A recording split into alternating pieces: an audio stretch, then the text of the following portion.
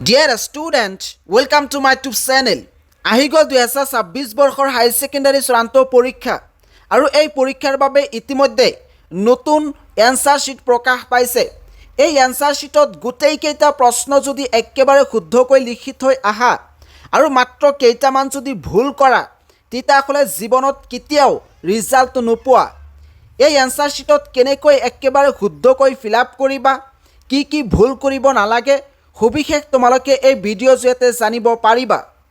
পৰীক্ষাত বহাৰ 1 মিনিট আগত হ'লেও প্ৰত্যেকগৰাকী ছাত্ৰ ছাত্ৰীয়ে এই এনসাৰ শীট কেনেকৈ ফিলআপ কৰিব লাগে এই বিষয়ে জানিব লাগিব, নহ'লে কিন্তু ছাত্ৰ ছাত্ৰীয়ে বিপদত পৰিব পাৰে। ইয়াত তোমালোকক দেখুৱাব বিচাৰিছোঁ 2026 আৰু ইয়াতে 2026 আছে। ইয়াৰ কোনো ধৰণৰ অৰিজিনেল এনসাৰ শীট নহয়, ইয়া হৈছে এক স্যাম্পল এনসাৰ শীট। ইয়াতে কোনো ধৰণৰ পাৰ্সোনেল ইনফৰমেশ্যন দিয়া হোৱা নাই। ইয়াতে কি কৰিবা, কি ফিলআপ কৰিবা আৰু কি কৰিব নালাগে তোমালোকক জনাব বিচাৰিছোঁ। একেবাৰে ওপৰৰ ফালে দেখিবলৈ পাবা ইনভিজিলেটৰ সিগনেচাৰ উইথ ডেট। ইয়াতে লিখা আছে ইনভিজিলেটৰ সিগনেচাৰ উইথ ডেট। ইয়াতে কিন্তু তোমালোকে নিজৰ নাম কেতিয়াও নিলিখিবা নাইবা নিজৰ সিগনেচাৰ কেতিয়াও নকৰিবা। কিছু সংখ্যক ছাত্ৰ ছাত্ৰীয়ে ইয়াতে সিগনেচাৰ আৰু তলত নিজৰ নামটো লিখি থৈ আহে উইথ ডেট, কিন্তু তোমালোকে এই কামটো কেতিয়াও নকৰিবা, কৰিলে কিন্তু বিপদত পৰিব পাৰা। ইয়াতে যি লিখিব লগা আছে সেয়া তোমালোকৰ ইনভিজিলেটৰ গৰাকীয়ে লিখিব।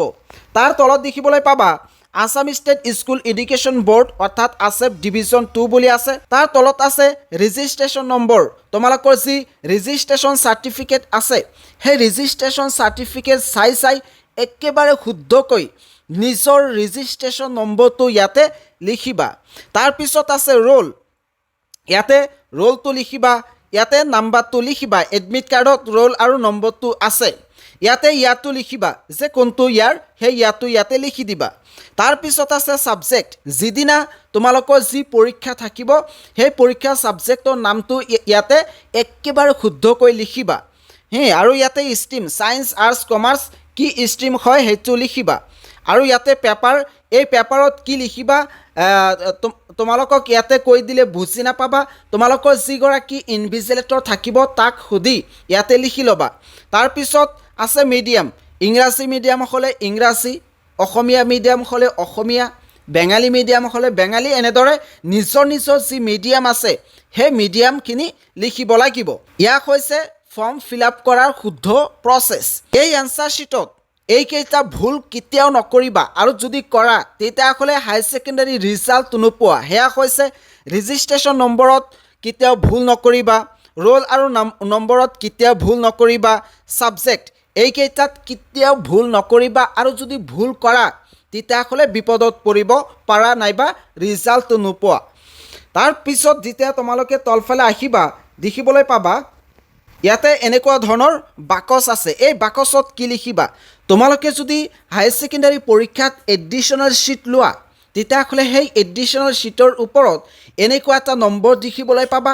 সেই নম্বৰটো চাই ইয়াতে একেবাৰে শুদ্ধকৈ লিখিবা যে প্ৰথম যিটো এডিশ্যনেল শ্বীট ল'বা সেই এডিশ্যনেল শ্বীটৰ নম্বৰটো প্ৰথমতে লিখিবা, তাৰপিছত 2 নম্বৰত লিখিবা, 3 নম্বৰত, 4 নম্বৰত, এনেকৈ চিৰিয়েলভাৱে লিখি যাবা।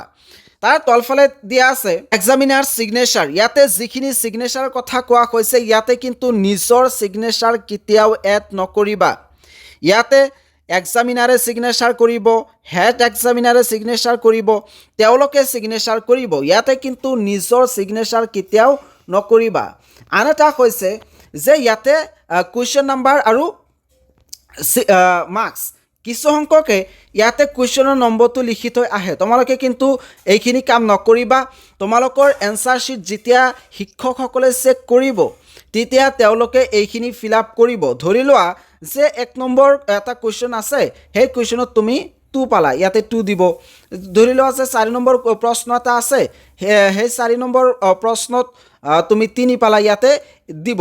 এনেদৰে তেওঁলোকে ফিলআপ কৰিব, এইখিনি কিন্তু তোমালোক নিজে ফিলআপ নকৰিবা। ইয়াক হৈছে হাই ছেকেণ্ডাৰী চূড়ান্ত পৰীক্ষাৰ এনসাৰ শীট। তোমালোকক কৈছোঁ এয়া কোনো ধৰণৰ অৰিজিনেল এনসাৰ শীট নহয়, ইয়া জাষ্ট এখন চেম্পল এনচাৰ শ্বীট ইয়াতে যি ফৰ্মেট আছে এনেকুৱা ধৰণৰ ফৰ্মেট পাবা 2026 বৰ্ষত হ'বলগীয়া মেট্ৰিক আৰু হাই ছেকেণ্ডাৰী চূড়ান্ত পৰীক্ষাৰ বিষয়ে প্ৰতিটো মুহূৰ্তৰ খবৰ পাবলৈ আসাম পিচ নিউজ 3 এই চেনেলটো ছাবস্ক্ৰাইব কৰি থৈ দিবা যাতে সঠিক সময়ত সঠিক ইনফৰমেশ্যনবোৰ লাভ কৰিব পাৰা আৰু এই বছৰ হাই ছেকেণ্ডাৰী উত্তীৰ্ণ ছাত্ৰ ছাত্ৰীয়ে কিমান শতাংশ পালে স্কুটি স্কলাৰশ্বিপ লগতে নিযুত মইনা আঁচনি নিযুত বাবু আঁচনি পাব এই বিষয়ে অলৰেডি ভিডিঅ' বনাইছোঁ যদি তোমালোকে চোৱা নাই তেতিয়াহ'লে চাই ল'বা লিংক এইটো ভিডিঅ'ৰ ডিছক্ৰিপশ্যনত দিয়া আছে